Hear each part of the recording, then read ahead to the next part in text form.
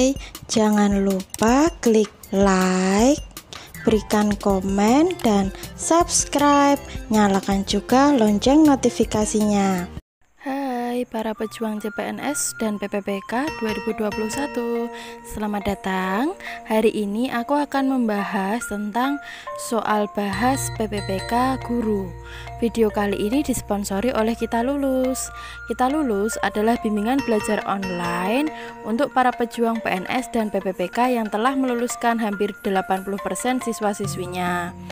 Sebelum kita lanjut, jangan lupa ya subscribe, kemudian like dan komen agar saya selalu semangat dalam membuat video soal pembahasan CPNS. Bagi teman-teman yang belum mengenal Kita Lulus adalah salah satu bimbingan belajar yang menggunakan gabungan sesi interaktif Zoom online dan sesi interaktif WA. Jadi para siswa-siswi dapat bertanya langsung dengan para tentor terkemuka. Nah, Kita Lulus akan mengadakan kelas gratis nih di hari Sabtu 14 Februari 2021. Kamu bisa mendapatkan soal-soal SKD beserta pembahasannya yang diajarkan oleh Ibu Salamah Abimanyu, penulis buku CPNS bestseller yang sudah menerima penghargaan dari Bapak Presiden Joko Widodo. Yuk manfaatkan akhir pekanmu untuk membuat dirimu makin siap untuk CPNS 2021. Bagi teman-teman semua yang ingin bergabung dengan bimbel Kita Lulus ada dua jenis paket belajar ya. Yang pertama paket belajar CPNS yang akan mendapat diskon 50% ditambah dengan potongan harga 40.000 yang hanya berlaku pada pendaftaran tanggal 14 sampai 19 Februari 2021. Caranya, teman-teman hanya cukup menyebutkan kode diskon Intan Purnomo 50 atau bergabung di grup WA dan menggunakan link pendaftaran yang ada di deskripsi. Paket belajar CPNS dan PPPK tersebut memuat antara lain yang pertama sesi belajar interaktif, kemudian mendapatkan pengajar profesional dan berpengalaman, soal-soal HOTS dan sesuai FR, tryout rutin, live quiz tiap sesi belajar, dan raport bulanan. Paket CPNS antara lain ada paket platinum, ada paket gold, dan ada paket pro. Sedangkan untuk paket PPPK yang pertama ada paket lulus baru bayar, kemudian ada paket bayar sampai lulus, dan paket platinum. Baiklah, kita akan langsung membahas soal PPPK Guru muatan teknis. Ya, perkenalkan saya Intan Purnomo Sari, CPNS Guru Pemerintah Kabupaten Sragen, formasi 2019.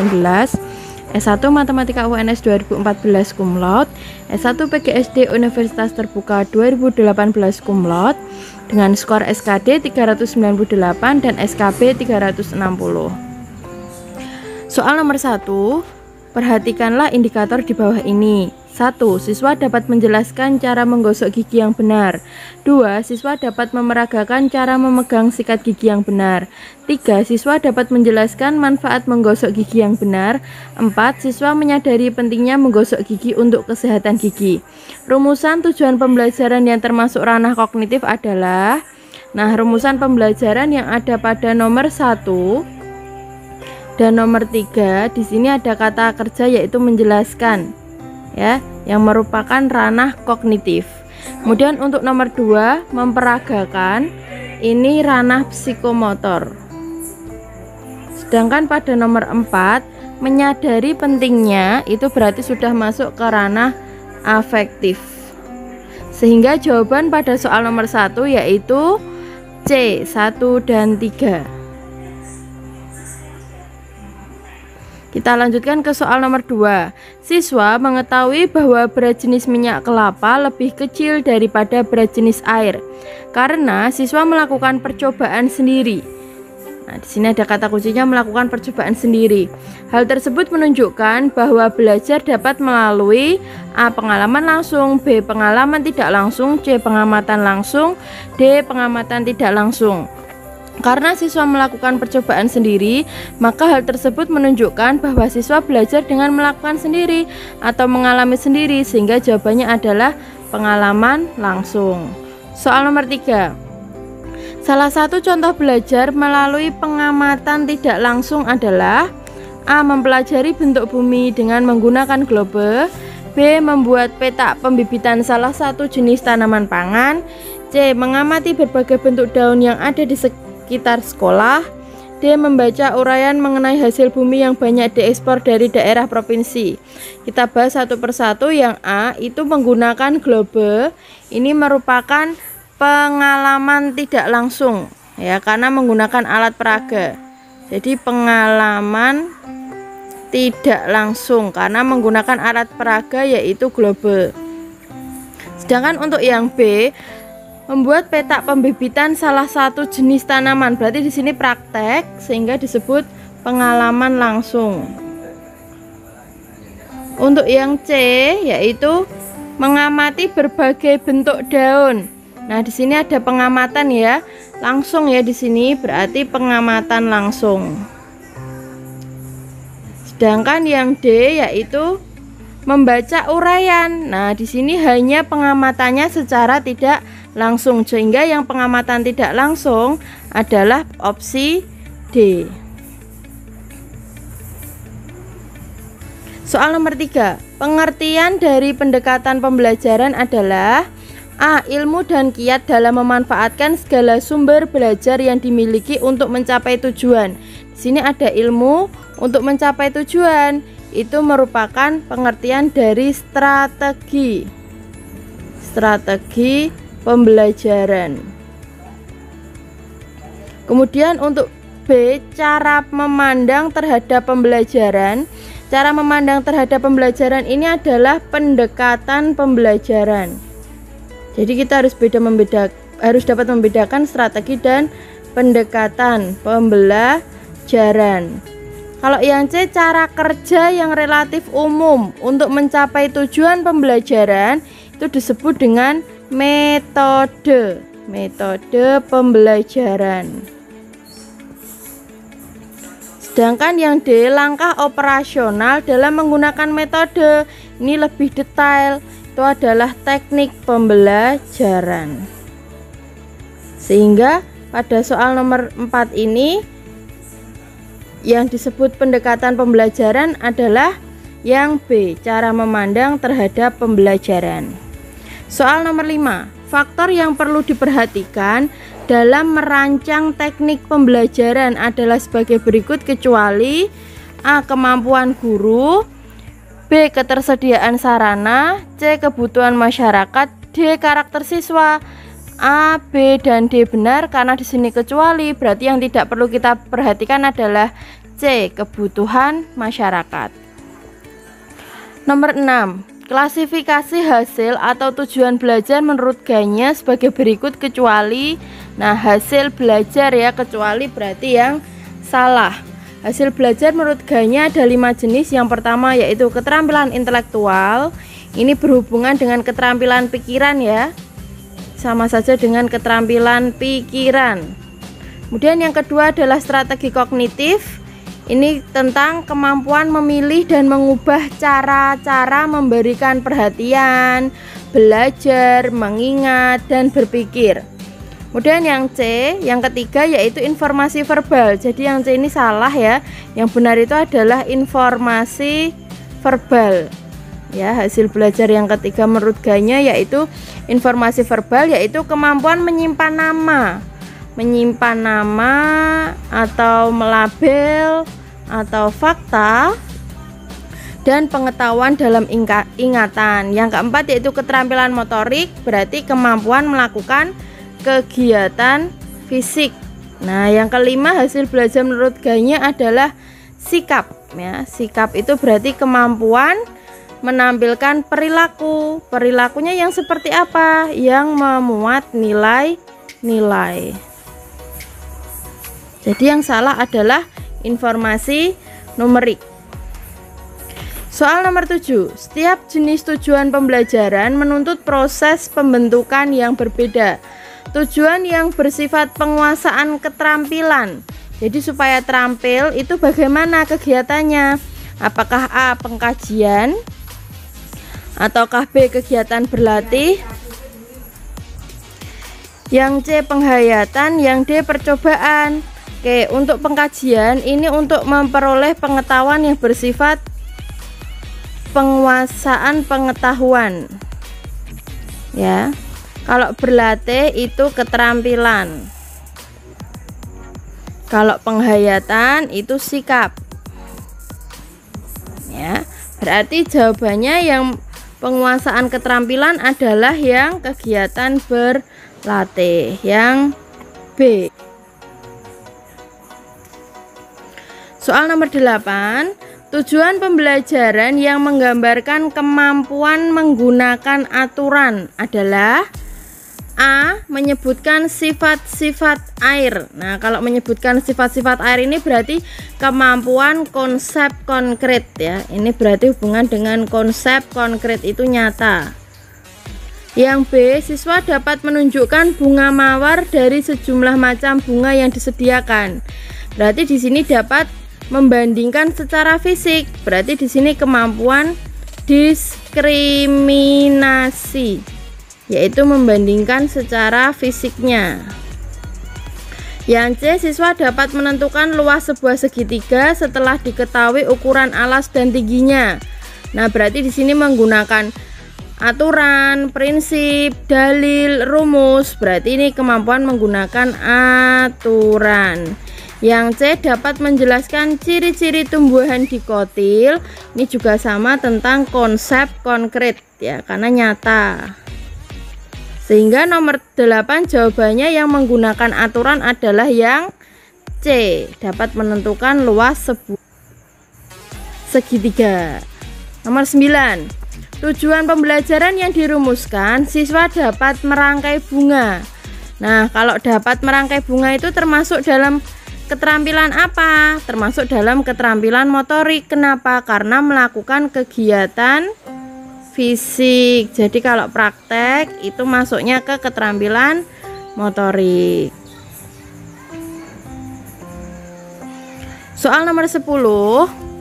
Apabila rumusan tujuan pembelajaran yang diharapkan dikuasai adalah menjelaskan fungsi ginjal, maka kegiatan pembelajaran yang harus disediakan adalah kegiatan, karena di sini menjelaskan fungsi ginjal berarti masuk ke dalam pengetahuan. Nah, pengetahuan tadi menuntut proses pengkajian, sehingga jawabannya adalah yang A.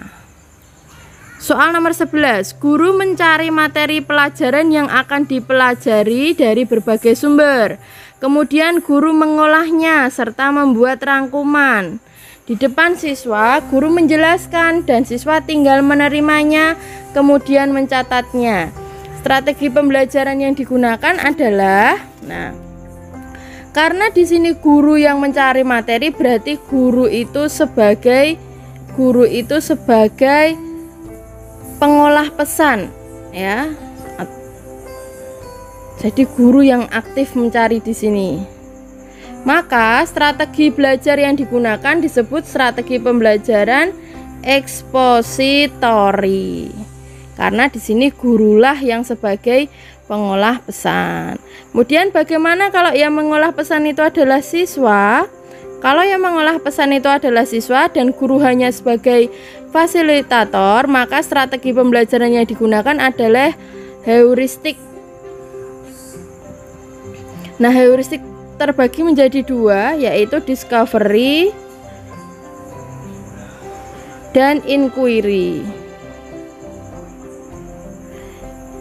Strategi discovery, siswa melakukan kegiatan dengan berpedoman pada langkah yang ditetapkan oleh guru.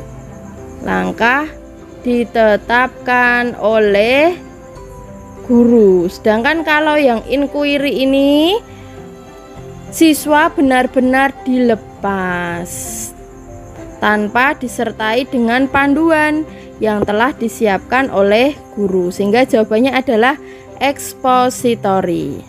Nomor 12, materi atau bahan pelajaran diolah dari mulai yang umum, generalisasi atau rumusan, ke yang bersifat khusus. Hal tersebut merupakan strategi pembelajaran. Nah, ada 2 ya. Yang pertama itu deduktif, ada induktif. Singkatannya adalah deasuk insakum. Deasuk itu deduktif, akibat dulu baru sebab, umum dulu baru khusus. Nah, ini tadi umum dulu baru khusus berarti deduktif. Kalau insakum induktif, sebab dulu baru akibat, khusus dulu baru umum. Sehingga nomor 12 jawabannya adalah deduktif. Soal nomor 13. Berikut ini yang tidak termasuk 4 pilar yang perlu diperhatikan dalam belajar adalah, nah, 4 pilar yang perlu diperhatikan dalam belajar yang pertama adalah learning to know. Learning to know ya, di sini nggak ada ya. Learning to know itu belajar untuk mengetahui. Belajar untuk mengetahui. Ini kan salah ya. Yang betul adalah learning to know. Itu kan ini how, ini salah ya.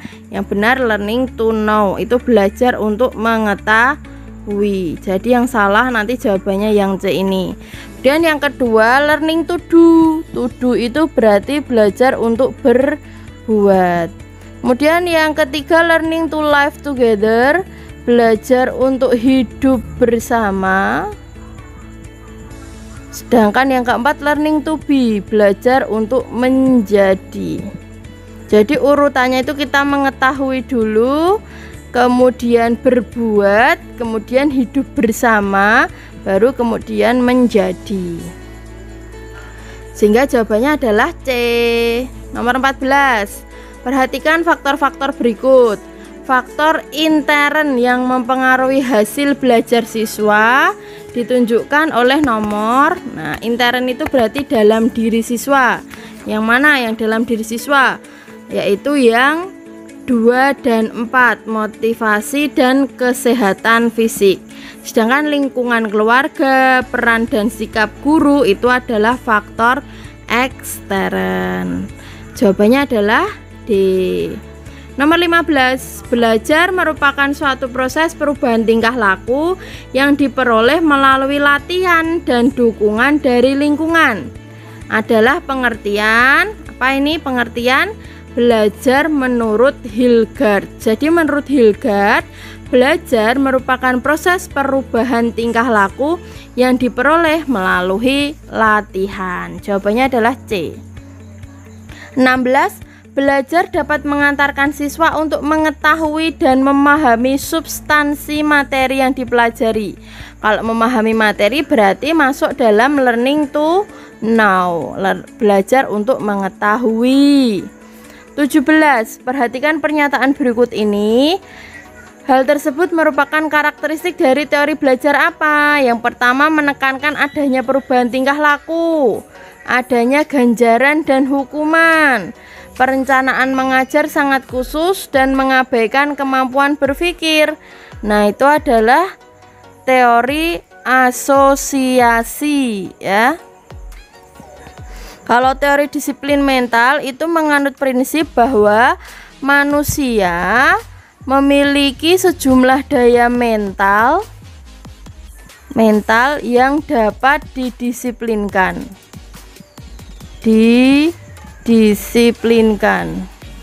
Kemudian yang C, insight, itu bahwa belajar mengubah pemahaman siswa.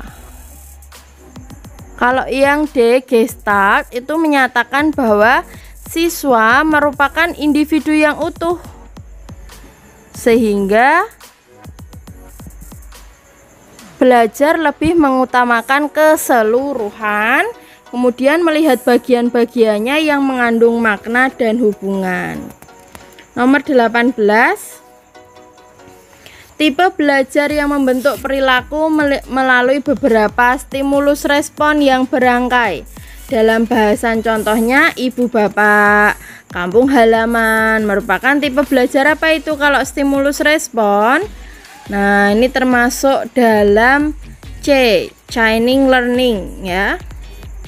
Jadi ada beberapa tipe belajar menurut Ganya. Yang pertama, signal learning. Signal learning itu berarti melalui isyarat. Stimulus respon learning itu melalui rangsangan tindak balas. rangsangan tindak balas. Jadi ada tindakan, ada balasannya. Kemudian untuk chaining learning ini belajar melalui perangkaian ya, beberapa stimulus. Jadi seperti rantai, ini adalah perangkaian. Kemudian verbal association learning itu melalui perkaitan verbal. Perkaitan verbal. Ada lagi, masih ada 5-8. Yang kelima yaitu concept learning, berarti melalui konsep. Yang keenam discrimination learning, berarti melalui membeda-bedakan. Yang ketujuh rule learning, melalui aturan. Dan yang kedelapan problem solving learning. Berarti nomor 18 jawabannya chaining learning. 19. Gambaran aspek belajar yang mencangkup kognitif, afektif, dan psikomotor merupakan hasil pemikiran siapa? Nah, sangat terkenal sekali ya. Itu adalah taksonomi Bloom, Benjamin Bloom. Jawabannya adalah A. Soal nomor 20, kegiatan ungkapan bermain dan kegiatan seni atau art dapat menunjukkan perkembangan apa? Kalau bermain dan seni, bermain dan seni itu berarti perkembangan ekspresif. Jawabannya adalah C. Perkembangan siswa ada 6 ya. Yang pertama perkembangan fisik, ini berarti tentang motorik ya. Kemudian perkembangan sosial, ini tadi tentang motorik. Ada juga perkembangan sosial, itu tentang pemisahan kelompok jenis kelamin, sehingga dalam pengelompokan siswa lebih senang berkelompok berdasarkan jenis kelamin. Kemudian ada rasa kepemimpinan, ada juga rasa kerjasama. Kemudian ada juga perkembangan bahasa, berarti siswa sudah mampu menggunakan bahasa yang halus dan kompleks, mulai berpikir menggunakan kata-kata, kemudian sudah mampu menggunakan kata sifat, bahkan mulai memahami kata-kata yang sebelumnya tidak jelas. Ada juga perkembangan kognitif, itu berarti memiliki kemampuan berpikir operasional konkret ya. Kemudian ada juga perkembangan moral, itu berarti bertindak menjadi orang yang baik. Yang terakhir adalah perkembangan ekspresif, itu dapat dilihat dari kegiatan ungkapan bermain dan kegiatan seni. Baiklah, sekian pembahasan soal PPPK, semoga bermanfaat ya teman-teman. Terima kasih.